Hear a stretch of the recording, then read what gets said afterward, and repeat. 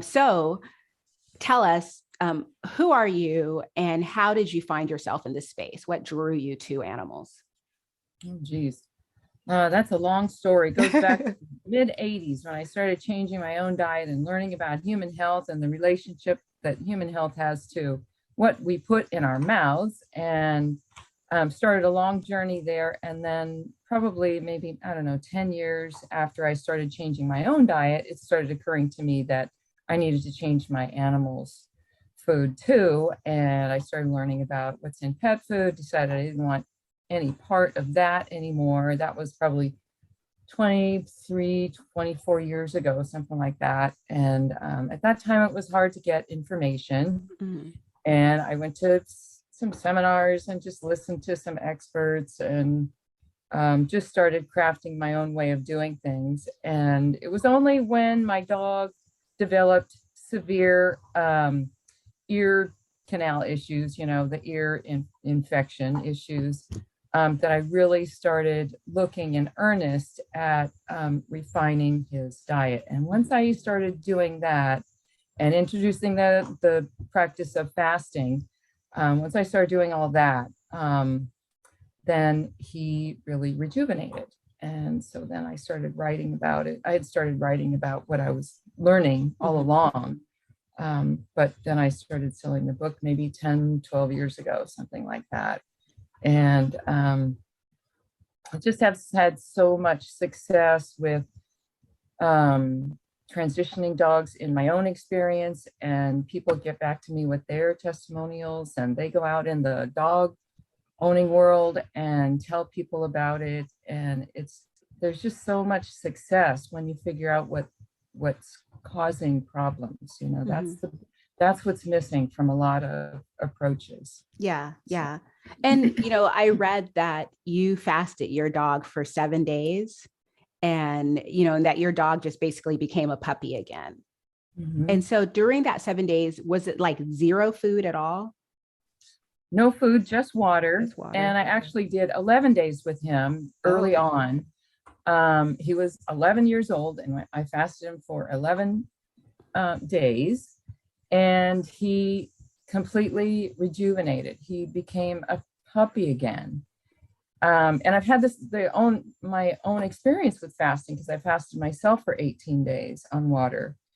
And I went away to a clinic to do it, a supervised water fast, and experienced the same thing with my health. But that was after I had done it with my dog. I had wanted to. It's a big investment to go off and leave your job and your home for a month and a half and go to another place and do a fast. And that's how long it takes, including the refeeding.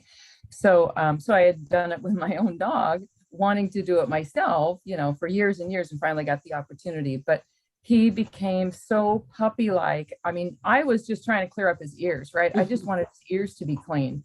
And he just turned into a puppy, and he ended up living to 19. Oh, wow. The last, so many 11s come up in the story, but for the last 11 years of his life, he didn't visit a vet once. Not one case of sickness in that whole time. And that's my idea of success. That's what I want to impart to other people. No vet visits, no sickness, no symptoms at all.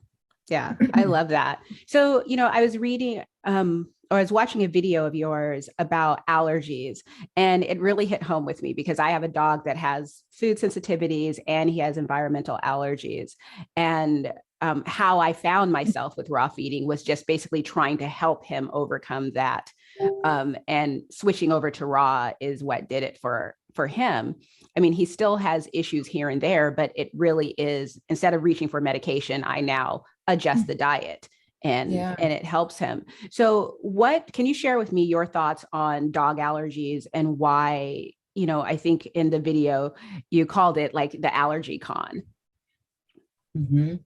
Yes, because it's so ingrained in our culture now and in our thinking. Like much of medical philosophy or medical theory is ingrained in our thinking.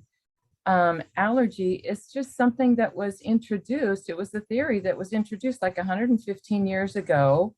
And it never made sense from the beginning, but people embraced it. And most of all, the medical industry embraced it because it gives them the power. They can do testing on you, they can do testing on your dog, they can give you drugs to suppress the symptoms, they can tell you to stay away from the triggers and whatnot, but they will never tell you what's causing all of that stuff to come through the skin. And you know, my feeding methods are based on natural hygiene, and natural hygiene is all about the inner terrain, keeping the inner terrain clean. And we get told so much about how it's our outer terrain that's important, like wash your hands, wash your this, wash your that. Well, what about our inner terrain? The inner terrain is what determines whether there's going to be disease or not. And if it's polluted, that stuff has to go somewhere.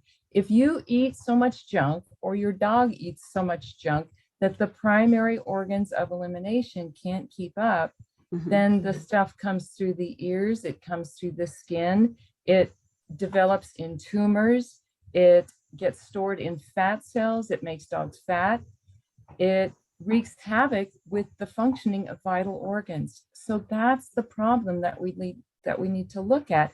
And nobody out there in the medical world, even in the holistic medical world, is telling us how to do that, how to clean up the causes. I can't tell you how many people have come back to me and said, my dog was diagnosed with allergies, and I kept this chart on my refrigerator that I would refer to because he was allergic to basically everything. Well, he's still exposed to those things. He still eats those things that he was supposedly sensitive to or allergic to, and they don't bother him now because his inner terrain is not polluted.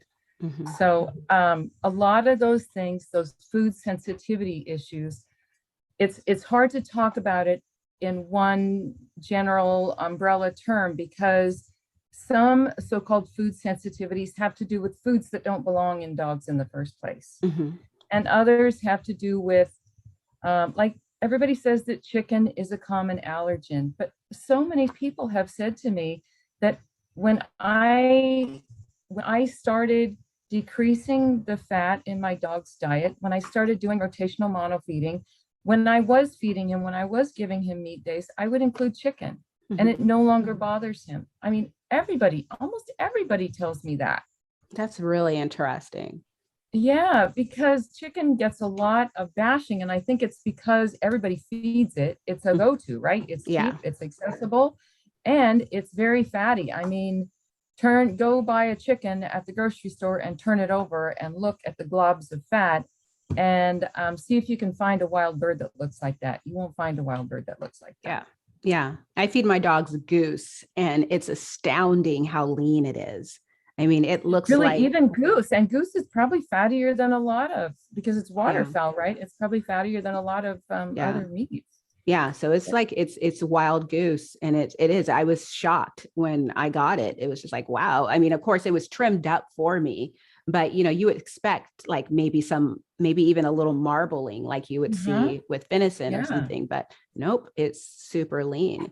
So I'd be interested in finding out what your source is on that. I know a friend of mine, she and her husband hunt. Yeah, they hunt. And they, when they get too much, they call me up and give it to me. Nice friend. So